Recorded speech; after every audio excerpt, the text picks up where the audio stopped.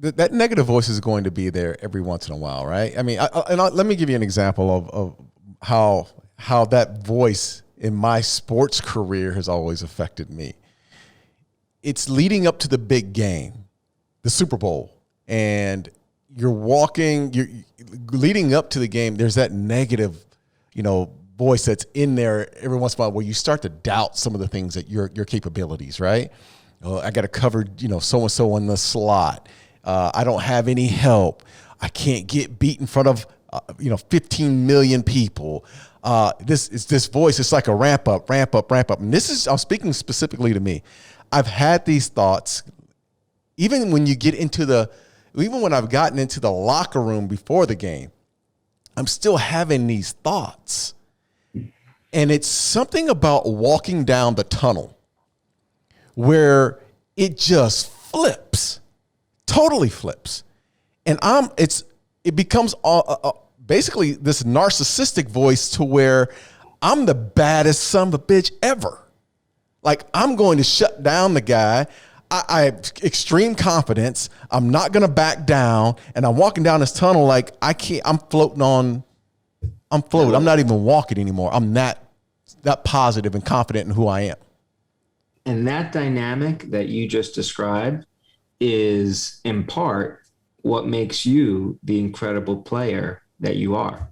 Mm-hmm. And so let me translate that for you into psychological terms and into terms that anyone can benefit from, really. And I talk about this in the book. So when you put a person in a situation involving social threat, which is exactly what you're describing, like 15 million people looking at you, right, evaluating you, all of your brothers on that team looking at you, your coach, your family, like this is like, we are a social species, mm-hmm, human beings, right?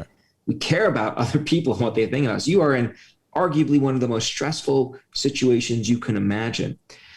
We basically ask ourselves two questions, and we often do this subconsciously. The first thing we do is we look at the situation and we say, what's required of me? And then we ask ourselves, do I have the resources to manage this situation, to deal with what's required of me? If you ask yourself those two questions and you say, can't do it, that elicits what we call a threat response. And a threat response basically syncs behavior. So it leads to your heart starts pumping blood really fast, mm-hmm, but all of the arteries and veins that carry the blood in your body, they clench up. So you got a lot of blood flowing out of your heart, but into a smaller space. Mm-hmm. That's not really good. You get jammed up biologically. And then you start worrying about stuff and ruminating, oh my God, I can't do it, which ends up often bringing those fears into reality, creates what we call self-fulfilling prophecy. Mm-hmm. So that's the bad thing. Now, the transition you made, though, is you answered those questions and said, you know what, I can do it, and I'm going to kick ass. I'm going to, mm-hmm, destroy this other team. That's what we call a challenge response. And a challenge response has the exact opposite set of outcomes associated with it. Your heart starts beating really fast, but then your arteries and veins, they expand. So you've got all this blood that you need to get to your extremities, right? Mm-hmm. Your body needs the fuel, but your arteries are relaxing, allow it to flow freely. And then in your head, you're constantly reminding yourself, I can do this, I can do it, which in turn improves performance. And so that psychological shift that you engaged in is critical to performing well in high performance situations.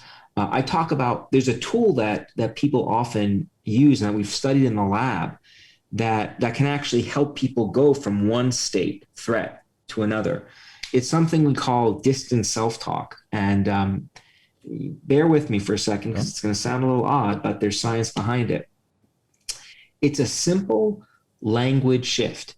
And so what it involves doing is trying to coach yourself through the situation in your head, like you were giving advice to someone else. Like, what would you tell your buddy on the team? Right.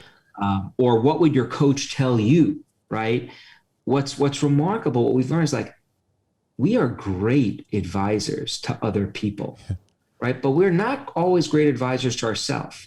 You know, we do studies, we ask people to tell us what's streaming through their head during like when the lights are on and the stakes are high.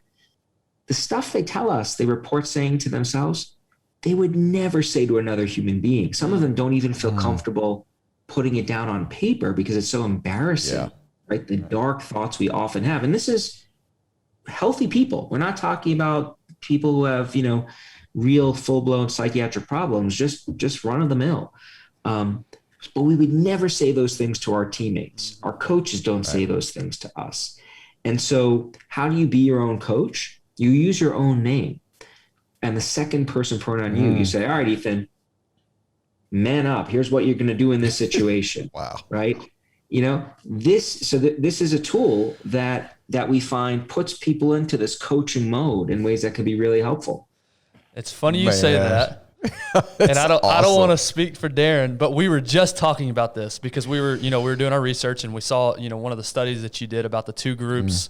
One was using the language you're talking about. The other one was using first person language. And the one using the language you're talking about actually performed better in the interview.